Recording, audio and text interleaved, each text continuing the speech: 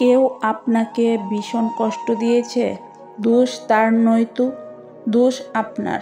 আপনার নিজের জন্যই আপনি কষ্ট পেয়েছেন। আপনার চোখের জলের জন্য দায়ী আপনি নিজে। আপনার নিজের জন্যই আপনার চোখের জল পড়েছে।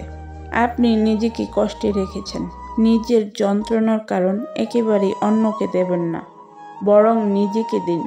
কারণ এক, আপনি নিজের হাতে নিজের ভালো থাকার কারণ অন্যকে করেছেন। নিজেকে ভালো রাখার চাবিকাঠি অন্যের হাতে দিয়েছেন, নিজের কাছে রাখেননি।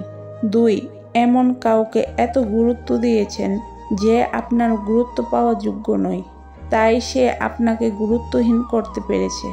3, আপনি এমন কারোর প্রতি নিজের অনুভূতি দেখিয়েছেন যার আপনার অনুভূতি বোঝার ক্ষমতাই দেয়নি, আর তার কাছেই আপনি নিজের অনুভূতির দাম পাননি বলে কষ্ট পাচ্ছেন।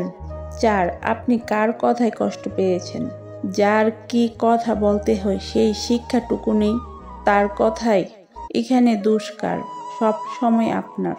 5, আপনি কার কাছে নিজের দাম চেয়েছেন, যে সারা জীবন ধরে চেষ্টা করেও আপনার দাম দিতে পারবে না, তার কাছে। এখানেও দোষ আপনার। 6, আপনি কাকে বিশ্বাস করে ঠকে গিয়েছেন, এমন একজনকে যাকে বিশ্বাস করাটাই পাপ, কারণ তার মতো চরিত্রহীন কেউ হতেই পারে না। আর তারপরেও দুশ্চরিত্রের কাছে ঠকেছেন বলে আপনি কাঁদছেন। চরিত্রহীনের কাছে তো ঠকবেনই, এটাই তো স্বাভাবিক, এতে তার দোষ দিলে চলবে না। আপনি ভুল মানুষকে বিশ্বাস করেছেন, দোষ আপনার।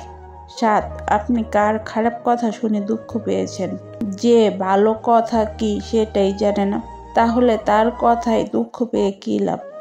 আমরা নিজেরাই নিজেদের দুঃখের বা যন্ত্রণার কারণ।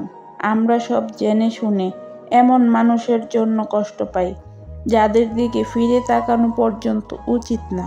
কষ্ট তো দূরের কথা, তারা ঘৃণারও যোগ্য নয়। তাই এমন কারো হাতে নিজের ভালো থাকার চাবি তুলে দিয়েছেন, তাই কষ্ট পেতেই হবে। দোষ কখনোই তার নয়, দোষ একান্ত আপনার।